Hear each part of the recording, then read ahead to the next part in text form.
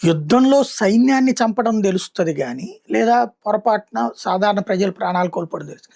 సైంటిస్టుల్ని వెంటాడి, వేటాడి చంపడం మాత్రం ఇప్పుడే జరుగుతుంది. అది ఇజ్రాయెల్ చేసుకొస్తుంది. మొన్న తొలి రోజు ఎవరైతే ఖొమైనీని చంపేశాక, అణుస్థావరాల మీద దాడులు చేసి అప్పుడు అమెరికా, ఇజ్రాయెల్ కలిసి. అణుస్థావరాల్లో ఉన్నటువంటి దాదాపు 15, 20 మంది సైనికులు ప్రాణాలు కోల్పోయారు.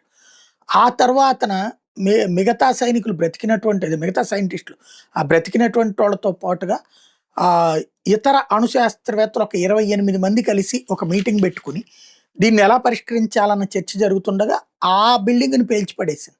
దాదాపు 25 మంది దాకా ప్రాణాలు కోల్పోయారు సైంటిస్టులు.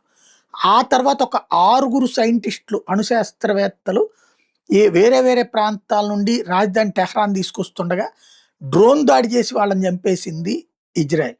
ఇప్పుడు లేటెస్ట్‌గా ఏదైతే ఖొమైనీ తరపున బాగా senior nuclear scientist Mohammad Reza Kia ఇతనే రిక్రూట్ చేసేది మిగతా సైంటిస్టుల్ని. ఇతన్ని ఇప్పుడు లేపడేసింది ఇజ్రాయెల్. తాజాగా నార్థర్న్ ఇరాన్‌లో ఉన్నటువంటి డస్టాక్ ప్రాంతంలోని తన ఇంట్లో ఉండి ఈ రిక్రూట్‌మెంట్ వ్యవహారాలు చూస్తున్నాడు ఇతను. ఇతని ఇంటిని పేల్చేసింది.